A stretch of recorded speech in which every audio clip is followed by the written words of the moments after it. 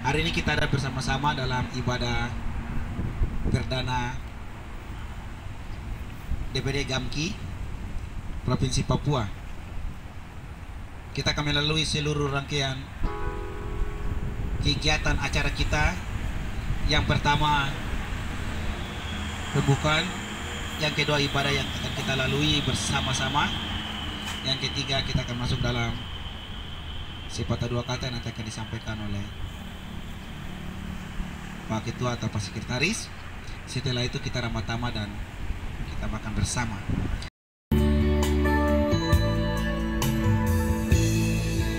Saat ku tak melihat jalanmu, saat ku tak mengerti rencanamu, namun tetap ku pegang janjimu.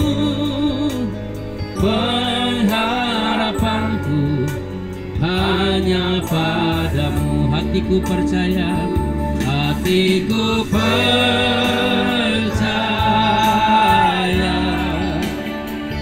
hatiku percaya,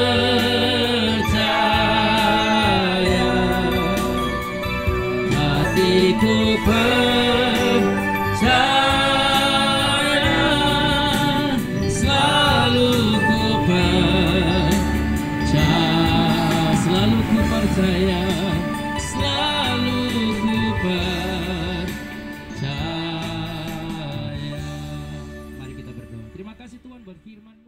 Puji Tuhan, saudara yang dikasihi oleh Tuhan Yesus Kristus, pada kesempatan hari ini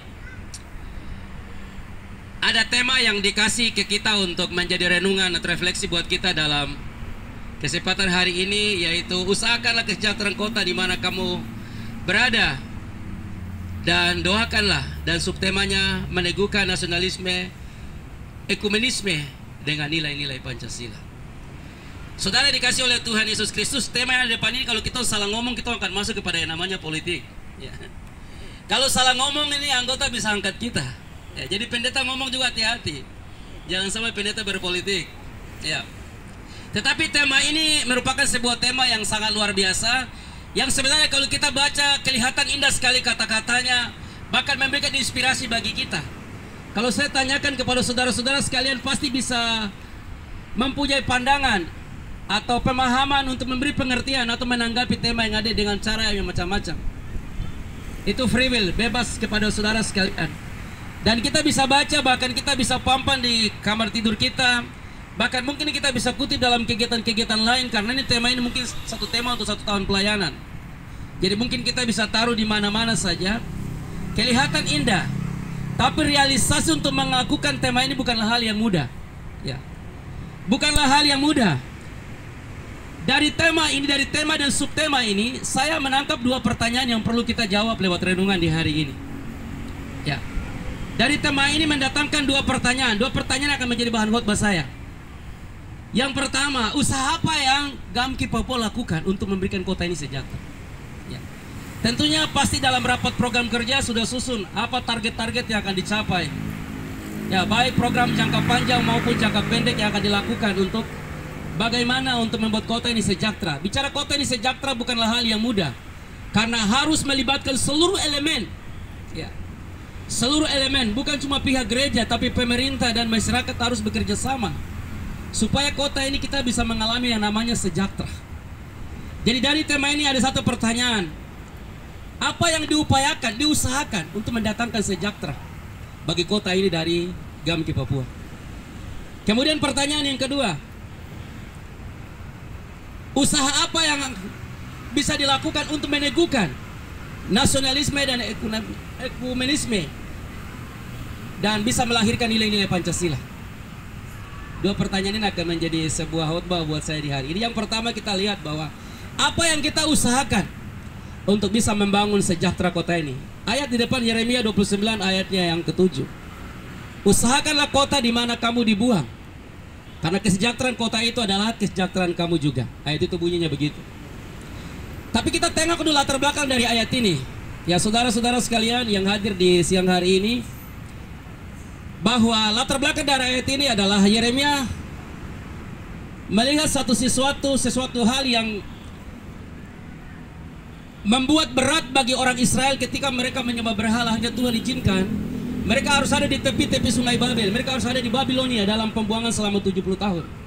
Sementara Yeremia ada di Yerusalem, dia mengirimkan surat untuk menyampaikan kepada para tua-tua Israel, ya, kepada para nabi-nabi Israel, kepada generasi muda Israel, untuk mereka melakukan sesuatu. Walaupun mereka ada di pembuangan, tapi mereka harus sejahtera walaupun mereka ada di pembuangan. Dan yang Anda baca dalam Yeremia pasal 29 ayat yang pertama itu, Yeremia memberikan surat. Dan dia mau para tua-tua di mereka kumpul untuk mereka bicara solusi apa yang harus mereka lakukan, supaya ketika mereka ada di pembuangan walaupun di bawah jajahan Nebukadnezar, tapi mereka bisa menikmati yang namanya sejahtera walaupun mereka ada di Babel. Di Babel mereka tidak bebas memuji Tuhan. Seluruh alat-alat musik mereka, ukulele, bas kayu, dan segala macam mereka gantungkan di pohon-pohon ganda rusa. Mereka duduk di tepi sungai Babel. Mereka ingat akan negeri mereka, yaitu Sion, yaitu Yerusalem.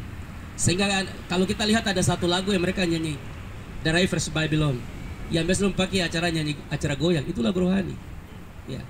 Jadi orang-orang Israel mereka ada di tepi sungai Babel. Mereka duduk, mereka rindu akan Yerusalem, kota yang dijanjikan oleh Tuhan kepada Musa, kepada Israel, baru mereka akan menduduki tanah perjanjian. Sementara Yerusalem itu dihancurkan oleh Jenderal Titus pada tahun 70. Dan Yerusalem itu hancur, tinggal puing-puing. Dan diletak dari Bait Allah di Yerusalem, sekarang mereka membangun dua masjid besar, yaitu Masjid Al-Aqsa dan Masjid Al-Umar. Di situ masih ada bahan-bahan bangunan sisa dari Bait Allah yang dihancurkan Jenderal Titus bersama rombongan pada tahun 70. Sehingga Yeremia menulis dua kitab, yaitu kitab Yeremia dan kitab Ratapan. Selain dia memberikan informasi kepada para tua-tua untuk berkumpul untuk usahakan kesejahteraan kota mereka walaupun mereka ada di pembuangan, tetapi dalam sebuah ratapan dari Yeremia, kita lihat dari ratapan dalam Yeremia. Yeremia mempunyai sebuah ratapan dari Ratapan pasal 3. Dalam Ratapan pasal 3 itu adalah sebuah ratapan dari Yeremia. Yeremia menulis kitab Ratapan dan kitab Yeremia. Selain dia menyuruh para tua-tua untuk mencari solusi, tetapi Yeremia menawarkan solusi kepada orang Israel ada di pembuangan. Dia mau supaya para tua-tua mereka melakukan apa yang menjadi isi hati dari Yeremia dalam Ratapan pasal 3, supaya kesejahteraan itu bisa ada di kota di mana mereka ada.